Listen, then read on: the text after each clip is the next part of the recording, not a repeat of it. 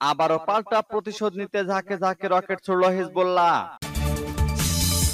আরো বিস্তারিত জানিয়ে দিব। এদিকে পশ্চিম তীরে ইসরায়েলের গুলিতে নিহত অন্তত 3 ফিলিস্তিনি। এবার আইএস এর পিছনে পশ্চিমাদের ইন্ধনের অভিযোগ রাশিয়ার।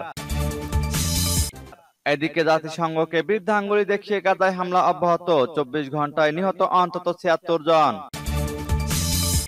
আরো জানিয়ে দিব, এবার ক্রমবর্ধমান ভাবে হত্যার ভয়ে ম্যাক্রন নিজের নিরাপত্তা নিয়ে উদ্বিগ্ন। এদিকে দ্বিধাহীন চিত্তে ফিলিস্তিনিদের প্রতি সমর্থন অব্যাহত রাখবে ইরান, বললেন সর্বোচ্চ নেতা। হামাসকে ধ্বংস করা যায়নি, স্বীকারোক্তি ইসরায়েলি গোয়েন্দাদের। এবং সর্বশেষে জানিয়ে দিব, এদিকে বক্তৃতার মাঝে বাইডেনকে থামিয়ে দিলেন ফিলিস্তিনপন্থীরা। শুনছিলেন সংবাদ শিরোনাম, এখন বিস্তারিত। তবে তার আগে অনুরোধ থাকবে এই ভিডিওতে একটি লাইক দিন এবং কমেন্টস করে জানিয়ে দিন আপনি কোন জেলা থেকে বা কোথা থেকে আমাদের সাথে যুক্ত রয়েছেন। এবং সংবাদের সর্বশেষ গুরুত্বপূর্ণ আপডেট পেতে চ্যানেলটি সাবস্ক্রাইব করে আমাদের সঙ্গেই থাকুন। এবার পাল্টা প্রতিশোধ নিতে ঝাঁকে ঝাঁকে রকেট ছুড়ল হিজবুল্লাহ। লেবাননের ইসলামী প্রতিরোধ আন্দোলন হিজবুল্লাহ ইহুদিবাদী ইসরায়েলের একটি সামরিক ব্যারাক লক্ষ্য করে ঝাঁকে ঝাঁকে রকেট হামলা চালিয়েছে। দক্ষিণ লেবাননের একটি জরুরি কেন্দ্রে ইসরায়েলের বর্বর সেনারা ক্ষেপণাস্ত্র হামলা চালিয়ে বহু মানুষকে হতাহত করার পর প্রতিশোধ হিসেবে হিজবুল্লাহ এই হামলা চালিয়েছে। লেবাননের আরবি ভাষা টেলিভিশন চ্যানেল আল মানার হিজবুল্লাহর সংক্ষিপ্ত এক বিবৃতির বরাত দিয়ে প্রতিবেদন প্রকাশ করেছে যে হিজবুল্লাহ যোদ্ধারা দক্ষিণ লেবানন সীমান্তের কাছে কিরাত শিমোনা শহরের একটি সামরিক ব্যারাকে কয়েক ডজন রকেট দিয়ে হামলা চালায়। এতে অন্তত এক ব্যক্তি নিহত হয়েছে বলে জানা গেছে। ইসরায়েলের সামরিক বাহিনী জানিয়েছে অন্তত 30টি রকেট লেবানন থেকে ছুটে গিয়ে কিরাত শিমোনা সামরিক ঘাঁটিতে আঘাত হানে। রিপোর্টে বলা হয়েছে এইসব রকেটও ওই ব্যারাকের কমান্ডো সেন্টারে আঘাত হেনেছে। ইসরায়েলের সামরিক বাহিনীর 769তম ব্রিগেডের কমান্ডো সেন্টার এই কিরাত শিমোনা ব্যারাকে অবস্থিত। এর আগে ইহুদিবাদী ইসরায়েলের সেনারা দক্ষিণ লেবাননের হাব্বারিয়া গ্রামের একটি জরুরি কেন্দ্রে বিমান থেকে ক্ষেপণাস্ত্র হামলা চালায়। এতে অন্তত 7 জন চিকিৎসা কর্মী নিহত এবং বহু মানুষ আহত হয়েছেন, সূত্র পার্স টুডে। এদিকে পশ্চিম তীরে ইসরায়েলের গুলিতে নিহত অন্তত 3 ফিলিস্তিনি। দখলকৃত পশ্চিম তীরে অভিযানের নামে ইসরায়েলি বাহিনীর আরো হামলা ধরপাকড় বেড়েছে। জেনিনে গুলিতে প্রাণ গেছে কমপক্ষে 3 জনের। বুধবার ফিলিস্তিনের স্বাস্থ্য মন্ত্রণালয়ের বরাত দিয়ে এমনটা জানিয়েছে ফ্রান্স 24। এই ঘটনায় আহত হয় আরো 4 জন। বুধবার জানাজা ও কবর দেওয়া হয় নিহতদের। পূর্ব জেরুজালেম সহ একাধিক এলাকায় চালানো হয় সাঁড়াশি অভিযান। শরণার্থী শিবিরগুলোয় বাড়ি বাড়ি গিয়ে চলে তল্লাশি। আটক করা হয় অনেককে। পূর্ব জেরুজালেমে আটক করা হয় 2 ভাইকে। হেব্রন, সালফিত, কালকিলিয়া নিরীহ ফিলিস্তিনিদের উপর চলে হামলা। বেথলেহেমেও ধরপাকড় চালায় ইসরায়েলি সেনারা। প্রসঙ্গত, গত 7 অক্টোবরের পর ইসরায়েলের হামলায় গাজায় নিহত হয়েছেন প্রায় 32,500, আহত হয়েছেন 74,787 জন। গাজায় তেল আবিবের চলমান আগ্রাসন শুরুর পর অভিযান জোরদার করা হয় পশ্চিম তীরেও। এবার আইএস এর পিছনে পশ্চিমাদের ইন্ধনের অভিযোগ রাশিয়ার। মস্কোর কনসার্ট হলে 22 মার্চের বন্দুক হামলায় দায় স্বীকার করেছে ইসলামিক জঙ্গি গোষ্ঠী আইএস। কিন্তু এতে পশ্চিমা বিশ্ব ও ইউক্রেনের ইন্ধনের অভিযোগ তুলেছেন খোদ রুশ গোয়েন্দা প্রধান। হামলায় জড়িত সন্দেহে আটক আরেকজনকে মঙ্গলবার মস্কোর আদালতে হাজির করা হয়েছে।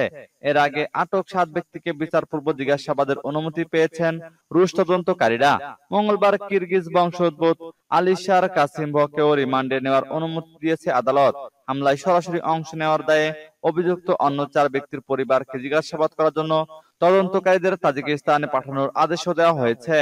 এই আদেশের ফলে আটক 8 ব্যক্তিকে বিচার পূর্ববর্তী আটক ও জিজ্ঞাসাবাদের অনুমতি পেলেন তদন্তকারীরা। পঞ্চম মেয়াদে নির্বাচনে জিতে রাশিয়ার ক্ষমতায় এসেছেন প্রেসিডেন্ট ভ্লাদিমির পুতিন। নির্বাচনের কয়েকদিনের মাথায় গত 2 দশকের মধ্যে সবচেয়ে প্রাণঘাতী এই হামলার ঘটনা ঘটে।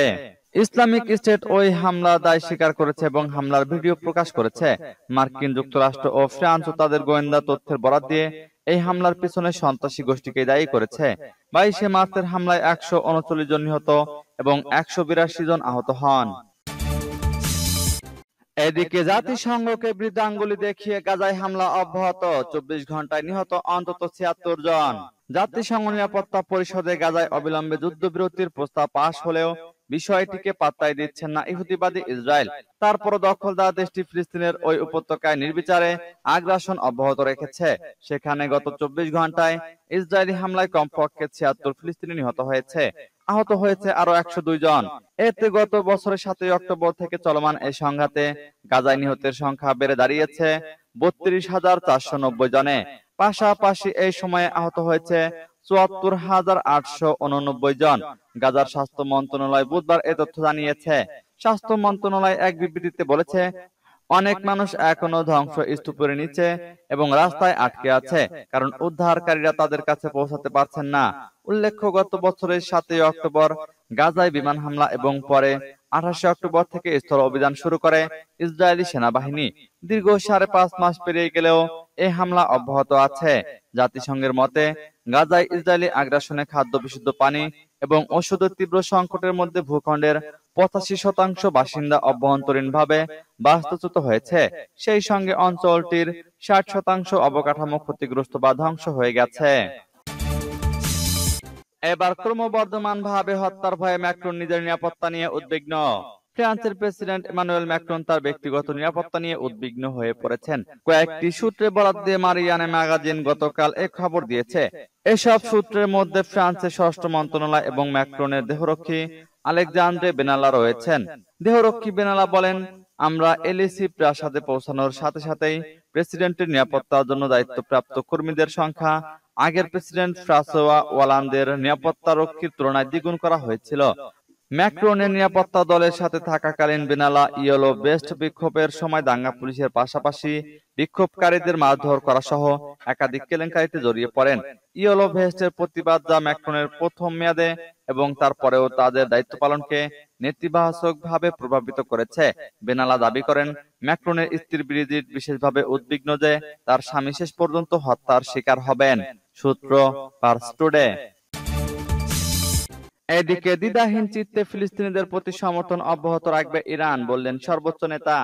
ইরানের সর্বোচ্চ নেতা আয়াতুল্লাহিল উজমা খামেনি ফিলিস্তিনের প্রতিরোধ সংগ্রামী ও গাজাবাসীর নজিরবিহীন দৃঢ়তার প্রশংসা করে বলেছেন, প্রাচ্যের পূর্ণ সমর্থনে পরিচালিত ইসরায়েলি অপরাধযোগ্য ও বর্বরতার বিরুদ্ধে গাজার জনগণের ঐতিহাসিক ধৈর্য একটা বিশাল ঘটনা, যা পবিত্র ইসলাম ধর্মকে সম্মানিত করেছে। গতকাল বিকেলে তেহরানে ফিলিস্তিনিদের ইসলামী প্রতিরোধ আন্দোলন হামাসের রাজনৈতিক ব্যুরোর প্রধান ইসমাইল হানিয়া ও তার সফর সঙ্গীদের সঙ্গে বৈঠকে তিনি কথা বলেন। সর্বোচ্চ নেতা আরো বলেন, গাজার জনগণের ধৈর্যের এই বিশাল ঘটনা শত্রুর ইচ্ছার বিপরীতে ফিলিস্তিন ইস্যুকে বিশ্বের প্রধান ইস্যুতে পরিণত করেছে। আয়াতুল্লাহ খামেনি বলেন, ফিলিস্তিন ইস্যু এবং গাজার মজলুম ও দৃঢ়চেতা জনগণের প্রতি সমর্থনের ক্ষেত্রে কোনো ধরনের দ্বিধা করবে না ইসলামী প্রজাতন্ত্র ইরান। দখলদার ইসরায়েলের হামলায় শহীদ হামাস নেতা সালে আল আরুরির কথা স্মরণ করে সর্বোচ্চ নেতা বলেন, মহান শহীদ সালে আল আরুরি ছিলেন একজন বিশিষ্ট ব্যক্তিত্ব। তার পবিত্র শাহাদাত মহান আল্লাহর পক্ষ থেকে পুরস্কার, আল্লাহর পথে তার সংগ্রামের পুরস্কার এটি। হামাসকে ধ্বংস করা যায়নি, স্বীকারোক্তি ইসরায়েলি গোয়েন্দাদের। ইসরায়েলি গোয়েন্দা কর্মকর্তারা স্বীকার করেছেন, ফিলিস্তিনের গাজায় গত 6 মাস ধরে প্রচন্ড বোমাবর্ষণ সত্ত্বেও স্বাধীনতাকামী গোষ্ঠী হামাসকে ধ্বংস করতে পারেনি ইসরায়েল। গাজা আগ্রাসনের প্রধান উদ্দেশ্য ব্যর্থ হয়েছে। এদিকে যুক্তরাষ্ট্রের মতো মিত্র দেশগুলো ক্রমেই তেল আবিবের বিরুদ্ধে চলে যাচ্ছে। গত বছরের 7 অক্টোবর হামাসের আকস্মিক হামলার পর গাজায় আগ্রাসন শুরুর নির্দেশ দেন ইসরায়েলি নেতা বেনিয়ামিন নেতানিয়াহু। এরপর তিনি অসংখ্যবার বলেছেন, হামাস নির্মূল না হওয়া পর্যন্ত হামলা চলবে। দ্য টেলিগ্রাফের প্রতিবেদন মতে, ইসরায়েল মনে করে তারা গত 6 মাসের মধ্যেও উত্তর গাজার হামাসের প্রধান কমান্ডো ও নিয়ন্ত্রণ কাঠামো ভেঙে দিয়েছে। তবে বিভিন্ন এলাকায় এখনো গেরিলা প্রতিরোধ অব্যাহত রয়েছে। ইসরায়েলি গোয়েন্দা সংস্থার ঊর্ধ্বতন কর্মকর্তারা বলেছেন, হামাসের 24টি ব্যাটালিয়নের মধ্যে 4টি ব্যাটালিয়নের টিকিটাও ছোঁয়া যায়নি। তারা গাজায় রাফা এলাকায় অবস্থান নিয়েছে। ইসরায়েল এরই মধ্যে এই রাফায় আক্রমণ শুরু করেছে, যেখানে গাজার প্রায় 17 লোক বাস্তুচ্যুত আশ্রয় নিয়েছে। ইসরায়েল মনে করে তাদের খুঁজে বের করতে এবং ধ্বংস করতে আরো অনেক দেরি হতে পারে।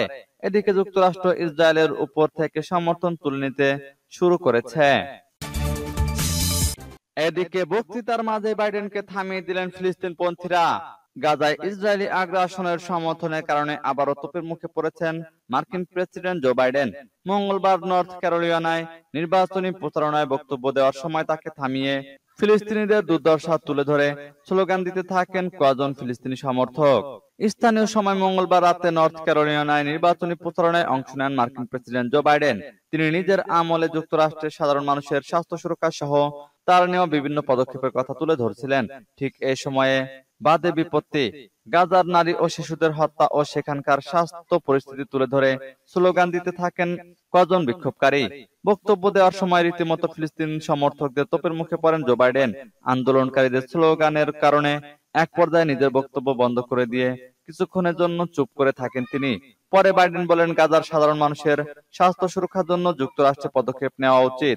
এদিন নর্থ ক্যারোলিনায় বাইডেনের গাড়ি বহর যাওয়ার সময় রাস্তার দুপাশেই গাজায় যুদ্ধবিরতির দাবিতে আন্দোলন করেন শত শত মানুষ। এর আগেও বিভিন্ন জায়গায় বেশ কয়েকবার ফিলিস্তিন সমর্থকদের আন্দোলনের কারণে বিড়ম্বনায় শিকার হন বাইডেন। গেল 7 অক্টোবর থেকে অবরুদ্ধ গাজা উপত্যকায় ফিলিস্তিনিদের উপর নির্বিচার হত্যাযজ্ঞ চালিয়ে আসছে ইসরায়েল। হামলার শুরু থেকে তেল আবিবকে নগ্ন সমর্থন দিয়েছে ওয়াশিংটন। সামরিক থেকে শুরু করে সব ধরনের সহায়তা দিয়ে আসছে বাইডেন। যুক্তরাষ্ট্রের একতরফা সমর্থনের কারণে দেশটির ভেতরেই ব্যাপক সমালোচনার মুখে পড়েন বাইডেন।